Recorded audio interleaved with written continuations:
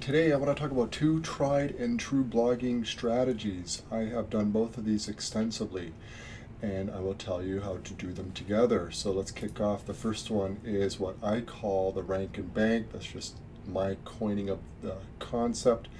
And this is pretty old school. Now this is focused mostly with affiliate marketing, and you focus on high value keywords, usually buyer intent. I will get to an example. So these are buyer intent, generally fairly highly competitive, lucrative. You're going to face competition. You're going to focus less on cranking out content and more on promotion to rank it. So an example would be doing some sort of Amazon product, like writing an article about the best basketball shoes. That's not the most competitive example you could find, but it's somewhat competitive, and you're going to have to bring your A game to rank that.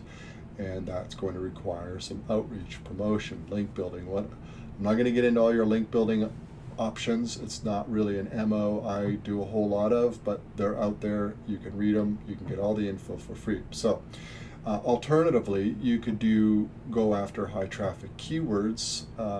Although there's no real affiliate potential with them, the volume is so incredible that if you monetize with display ads, you should probably do pretty good revenue wise. So an example would be inspirational quotes. And look at that. I forgot the quotation mark behind quotes. Go figure. So 600K monthly searches in Ahrefs is probably even higher than that. That is a lot of traffic. If you rank #1 for that, you'd probably at the very least get 300,000 monthly searches from one keyword.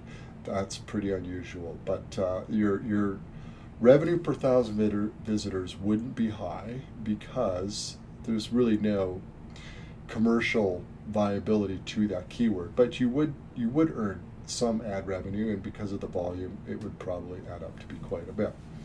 So how much can you earn with the rank and bank? Let's take a look at that. Whew. Bad typo. I do a lot of those.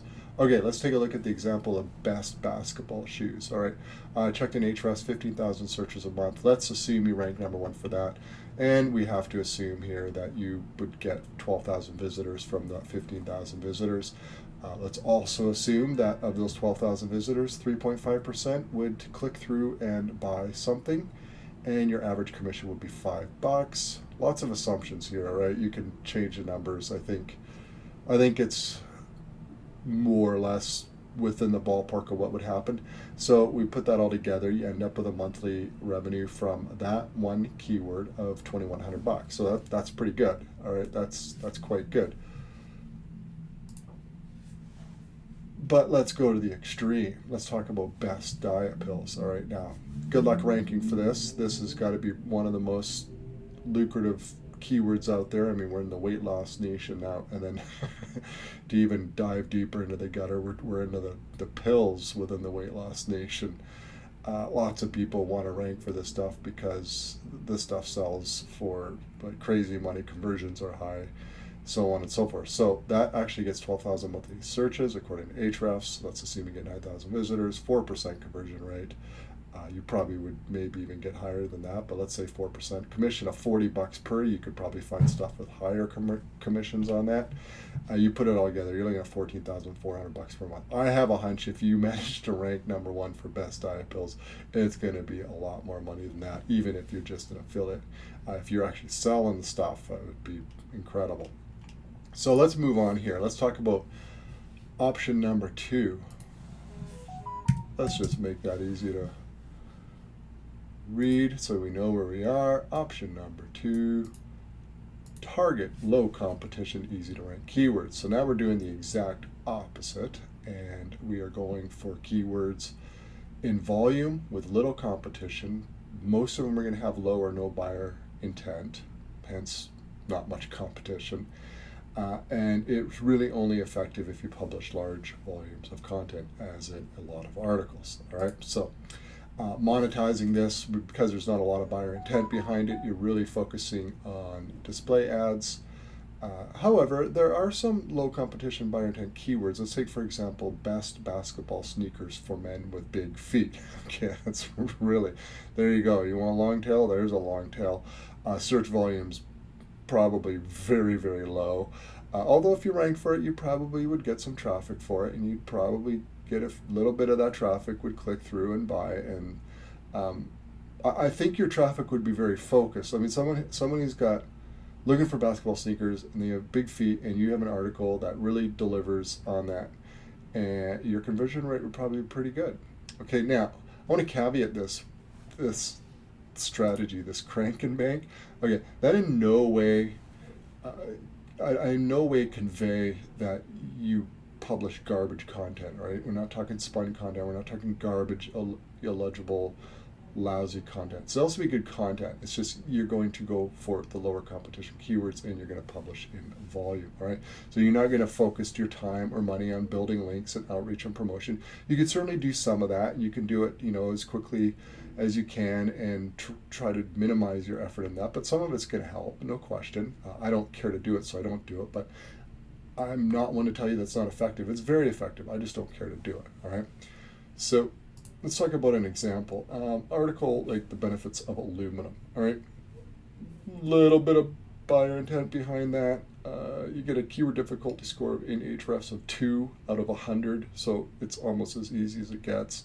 Your monthly search volume though is 100, so don't get too excited about this one. But this would really be an example of something you would do in the crank and bank strategy. Now this could actually fall under a larger article about aluminum, or you could dedicate it to a single article. That would be a strategy call on your part. I would probably, in most cases, that would be standalone for me, but I'm sure there will be somebody who would love to debate that with me and tell me that that has to be in a larger article. We'll save that for another day. All right, moving on here. How much can you make with the crank and bank? Okay, this is a totally different analysis. All right, we're looking at number of articles and ad revenue, because we're looking at a lot of content all at once in order to kind of do a proper analysis of your potential revenue, right? So we're looking at number of articles, average visitors per article, and so look at average number of visitors per month from all that content, and then you take usually it's going to be your ad RPM, because the number one way you're going to monetize it is with display ads. So let's example, you have 500 articles on a website, and that's sizable. It's not a large website, but it's sizable. It has 300 visitors per average per article per month. That equals 150,000 visitors. All right, so doing well here. Assume you get $15 per 1,000 visitors from display ads. That's going to equal $2,250 per month. Now let's take it to the extreme, because I love looking at extreme, and the reason I like looking at extremes is because I like looking at what's possible. And while this extreme example is extreme, it's also possible. So let's say you've managed to invest, or write, but that would take a while. You get 10,000 articles on your website, and again, they're not garbage; they're half decent articles, and you manage to get an average of 400 visitors per article. Okay, this would be quite a feat. Okay, and it earns, and yet another feat, $25 per 1,000 visitors. That would be $100,000 per month from display ads. So think about this. All right, seriously, because I'm going to get to why I think most people, especially starting out, should incorporate the crank and bank, which is strategy number 2, which is this strategy. Think about this as sort of thinking about goals and potential. 10,000 articles, totally not beyond the realm of possibility. I don't think I've published, well, I suspect in all my time doing this, I've come to, no, I can't say I've come all that close to publishing 10,000, but I'm well over 5, I can tell you that, but it's not 10. 400 monthly visitors on average. Depends on the niche you're going to go into, but that's totally within the realm of possibility for a lot of niches. And earns $25 per 1,000 visitors. That's totally possible. I know lots of people who do, including myself, on certain sites, so that's all possible. So think about it this way. You could tweak the numbers any way you want. I mean, if you could get this up to 35, then you'd need far fewer articles, and so on. So, I mean, this is not totally beyond the realm of possibilities. In fact, there's lots of websites with 10,000 articles with 400 monthly visitors on average and a $25 per 1,000 visitors in revenue. So, it gives you an idea of what it takes to get to this number. All right. Can you do both? This is the big question, right? And this is where I want to get to. Because yes, you can, and in my view, you should. All right. So a good long-term strategy, especially if you're starting out, start with the crank and bake. That's strategy number 2. That's going after the low competition. And the reason I say that is this, okay? It's hard to compete with authoritative sites going for the more competitive, more difficult, more lucrative keywords right out of the gates, right? So what you do is you start with the crank and bank, and you do some really good content, and it's really long tail. You're not going to get a lot of traffic. You're going to put a ton of time into the content. It's going to be very slow going, but here's what's going to happen. You're going to start attracting some links, and this will be slow at first, very, very slow. But as you get more and more traffic and you publish more and more really good content, you're going to attract more and more links. And what's going to happen is your website authority is going to grow. And then once you have some website authority, you can leverage that for the rank and bank. Now, can you just stick with crank and bank and forget going after the bigger keywords? Yeah, of course. I more or less do, although toward the end of this year, actually currently and looking into 2020, I'm deploying a little bit more of the rank and bank, going for the more lucrative keywords on some of my smaller niche sites going into 2020, just because I want to see if I can do that without doing a whole lot of promotion or outreach or link building. And I want to diversify my revenue across multiple sites rather than really kind of generating most of my revenue from one site. So there you have it. 2 strategies, rank and bank and crank and bank. Pretty common.